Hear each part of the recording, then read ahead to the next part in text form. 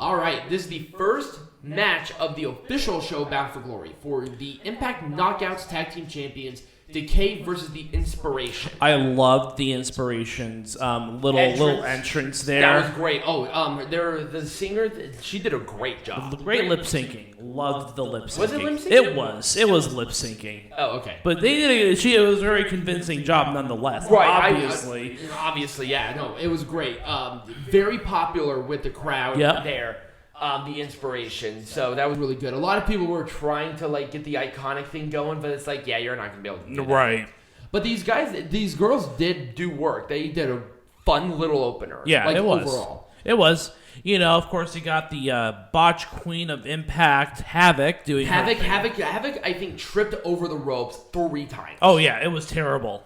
She just got a little excited. There was somebody... It's oh my god, am I watching a Nia Jax match? Right. A lot of people laughed. So our section was the heckling section. We were sitting in the heckling section. So there was a guy behind us that just killed me. He was so funny. And we were just feeding off of each other, and everybody in that section, I think I heard everybody in the section laugh at both of us. We're just feeding off of each other. It was really funny. It was fun. But this match was a well-paced women's tag, and the Inspiration won with... It was essentially the drinking while investing move that Robert Roode and James Storm used to do. That's their move, and it was fine. Yeah. A little more choreographic with that, but, it is what it is. Definitely a good match to start off the show. All right, let's make this shit Majestic again. Here's the one thing that I would have said that would have made this a little bit better. I would have had Josh Alexander do a little bit more to Moose during the match. No. No? No. You really think the one move, pin 1, 2, 3, was better than him working his way up? The chaos and everything happening. Yeah, we don't need to have another match. Not a long match. Could have been a minute 20 seconds or something, and everything would have been fine. No, it was perfect. Right in front of the family, too, and that makes the pain extra special. I don't know. No. I feel like that would have been different.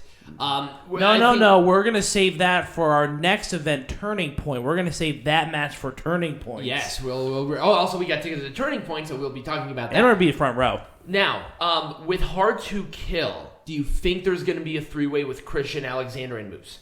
Maybe. Not sure. I'm not 100% sure. But I can see that. But I know that Christian is going to take some time off. He's going to take some time off? I think so, because he has that shoulder... He had the shoulder tape. Oh, yeah, he had the shoulder tape. Yeah, I did see that. So he's probably going to nurse that back to health. Right. It was probably good enough to at least do this. Give him a couple of weeks. Yep. No problem. Yeah. Not a problem. I wouldn't have booked this anything different. Not a 0.0% difference. Nope. Nothing. Nothing. An amazing match. I would have done... The Good Brothers were I would have done a little bit more build to a match like this. I think that... This was literally booked 2 days before the event. It was. Which wasn't bad, and then they tried to build a storyline around it. I think that it's time for the Good Brothers to kind of move forward with different people. Yes. Though. This was definitely a filler because everyone was involved in other things. Right. And, Finn Juice, they were involved with Bullet Club. Why are they going for the tag team belts? I feel like this was a thrown together match. It was. And that's kind of what I did not want. Yeah, it was a thrown together match. So I probably would have done something a little bit different. If they wanted to do this match, build to it. Because the Good Brothers were why are we here? We should have a match there. Okay, let's just throw this together. No, I don't want that especially with a title match. Right. If it was not a title match, I wouldn't have cared. Right, but... I would have really pushed for other people, and I would not have had maybe some of the older guys like Dale Torborn. It was not necessary. Well, they tried. They tried to get Adam Scherr. I would have had Willie Mack or something in there. Right. It's fine if you had people that were in your roster go for this opportunity. It was not that bad. No, come on. No. Have some women in it. Let's spice it up a little bit. Come right. on. I mean, you already had them. Might as well put in more. Right.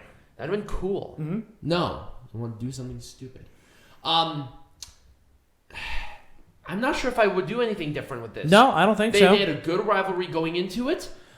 With Rhino you're establishing a great tag team, possibly going for the tag team champions. Wink, wink, and nudge, nudge. Exactly. because it's already done with Violent by Design and with Rhino and Slater. Right.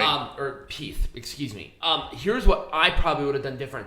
I would have had Rhino go in there and really tease the hell out of even goring Heath, and then turning and goring like Joe Doring, going outside and then going for the tag. Right. I think that would have added that additional emotion instead of just going there and then going for the tag immediately.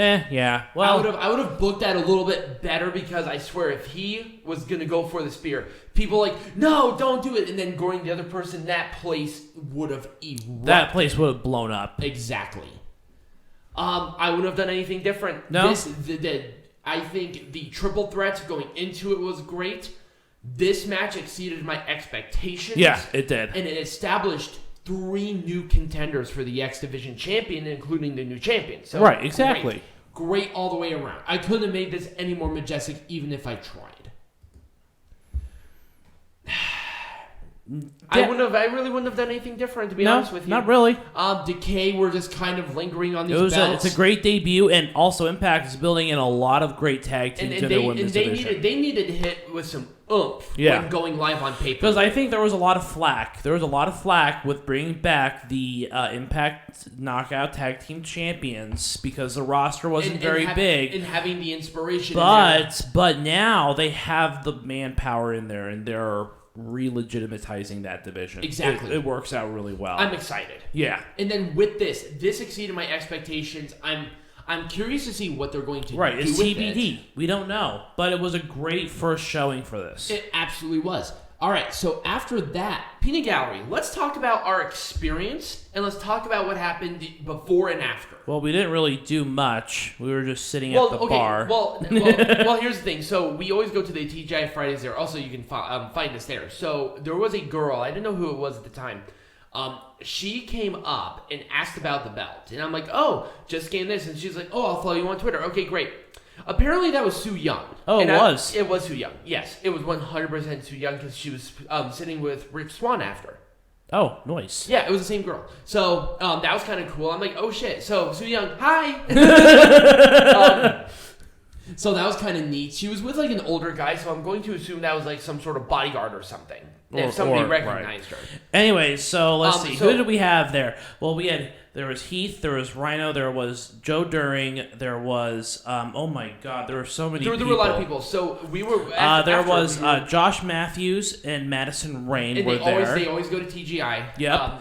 But they were they were just they were doing their own thing, so I kind of stayed away from them. I don't know the other guy, but he was sitting with D'Lo Brown because he's from there, so it wasn't a wrestler. I don't think D'Lo Brown was with a couple of people. I'm not sure who they were, so they were there. But D'Lo Brown's from Vegas, so I'm assuming that he's probably just hanging out there with his friends or whatever. How long did it take for like the rest of them? So Swann, Young, an older guy, and I think like one of the costume designers were sitting adjacent to us at a booth. Right, and then there was another booth with a couple of other people as well. Yes. There were 2 booths. I don't know the other And then people. we had Moose, Eddie Edwards, a producer that I think Peanut Gallery talked to the last time. There were 3 producers and sitting next to us. They got there for some shots, and there were some fans that were buying like all the wrestlers, like shots after shots, and they probably spent at least $200 or $300 on shots alone. Oh yeah.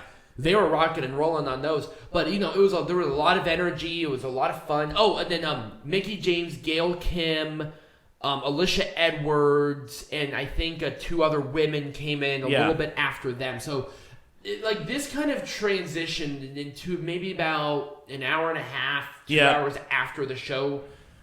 It was a lot of fun. There were probably about 20 of the wrestlers in there. Yeah, there was like half of the people that actually wrestled. It was a lot of fun. I always enjoy going there and sitting with the wrestlers, and sometimes they'll talk to you, sometimes they don't. There was a guy that was sitting next to me that had nothing to do with it, but he was, very happy and cheerful and friendly. So, anyways, we had a good experience. If you live in the Vegas area, or if you have the opportunity to go to it, go to it. It's a lot of fun. It is. We're going to be there at Turning Point, and we'll be doing what we did this last time. We'll be sitting front row. We go to TGI Fridays before. We'll usually do like a beer or 2 and an appetizer, go to the show, and come back and do full dinner. So, and this was later because they were competing with Dynamite. Right, they had to do the show after Dynamite. So they did so they did the show like an hour later. So it was like 10 o'clock by the time we got out. Yeah. So anyways, what are we going to be talking about next week? Next week we are going to be doing our full review on. Well, we're doing part 1. No, there's only room for one part because there's a pay-per-view event on the 7th that we have to do. Oh, that's right. So we are going to be doing the entire season of Dark Side of the Ring. There's no heckling. There's no history lesson. We're just going to do our review of the Dark Side of the Ring, and we're going to break it out into bite-sized little pieces. Because it's partially a discussion with heckling, and it's partially history. Exactly. So why would you need anything more than that? And there's nothing happening next week as far as pay-per-views go. Now, we're not being lazy. The only reason we did not do a heckling or a wrestling this time because we went to Bound for Glory. Yep. And we left like 2 hours before the show. So we ate up a lot of the time that we usually do that. Right. So. And I think we had a pretty full show too. Mm-hmm. So like I said, next week Yes, so we'll do all of Dark Side of the Ring. So if you guys did enjoy this, remember to like, subscribe, follow us. Let us know what you thought. Were you at Bound for Glory? Did you watch Crown Jewel? Let us know what you thought in the comments down below. Share it with your friends. Become a patron. Links will be in the link tree down below. And as always, be majestic.